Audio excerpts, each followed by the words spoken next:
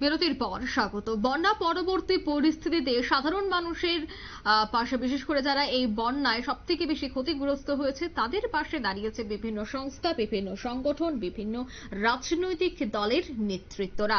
এবং বন্যা পরবর্তী পরিস্থিতিতে বিভিন্ন জায়গায় দেখা যায় যে জল দূষণ এবং জলবাহিত একাধিক রোগ এই মুহূর্তে সব থেকে বেশি দেখা যায়। তাই আজ সিপিএম রামনগর লোকাল কমিটির উদ্যোগে রামনগর এলাকায় বেশ কয়েকটি বাড়িতে ব্লিচিং পাউডার সহ পরিবারের সদস্যদের হাতে সাবান, ফেনাইল সহ একাধিক সামগ্রী তুলে দেওয়া হয়। কি বলছে সিপিএম নেতৃত্বরা, শোনাচ্ছি।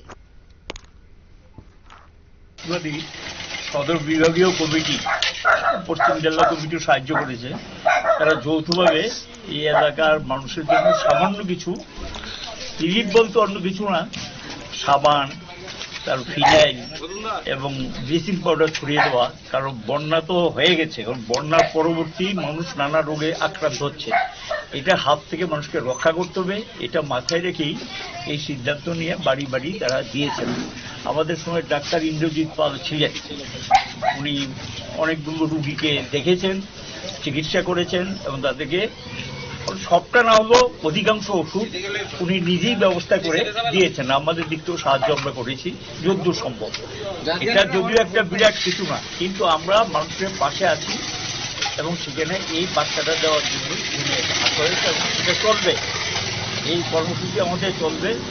এবার বাড়ির সময় ছিল আমাদের কর্মীরা বাড়িঘরের মানুষের সঙ্গে সম্পর্ক রেখেছে, কিন্তু ফ্লাডে যে ড্যামেজটা হয়েছে এর থেকে বিরাট স্তম্ভ। ইতিমধ্যে রাজ্য সরকারের কাছে আমরা অনুরোধ করেছি, এখন তো রাজনীতি করার সময় না, আমরা এই নিয়ে রাজনীতি করতে চাই না, কিন্তু আমাদের বক্তব্যগুলো মানুষের যে দাবিগুলো কালকে মুখ্যমন্ত্রীর যে মিটিংটা ছিল মিটিং আমরা তুলে ধরেছি যে প্রয়োজনীয় ত্রাণ সামগ্রী পৌঁছাতে হবে এবং স্বাস্থ্য পরিষেবাকে আরো উন্নত করতে হবে এবং যাতে বন্যার পরবর্তী পরিস্থিতিতে মানুষ নানা রোগে আক্রান্ত না হয়, এগুলি প্রিভেন্টিভ মেজার, আগাম ব্যবস্থা যেটা সেটা নিতে হবে এবং যারা চিকিৎসকের দল টিম তৈরি করে পাঠাতে হবে। আর যারা বন্যায় ক্ষতিগ্রস্ত, আমি দেখলাম এখানে বিরাট অংশের জায়গা এগ্রিল্যান্ড কৃষিকাজ করে একদম শেষ। এখন ইমিডিয়েটলি যদি তাদেরকে রোপণ করার মতো চারা না দেওয়া হয় বা বীজ না দেওয়া হয়, তারা কিন্তু এই ফসলটা করতে পারবে না। এটা হলো তাদের মেইন ফসল, এটার উপর তাদের জীবিকা নির্ভর করে। এবং এখানে দেখলাম কৃষি জমিগুলো অস্তিত্বই নেই, প্রায় শেষ। এগুলো বিপর্যস্ত, চাষ করেছিল, ধান লাগিয়েছিল, ধানগুলো সব পলি চাপা পড়ে গেছে।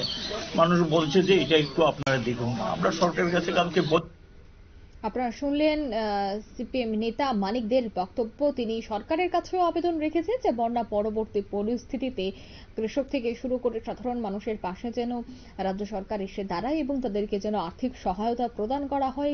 যারা কৃষক তাদেরকে যেন বিভিন্ন চারা প্রদান করা হয়, সেই বিষয়টাও কিন্তু রাজ্য সরকারকে গুরুত্ব সহকারে দেখার জন্য দাবি জানিয়েছেন সিপিএম এই নেতা।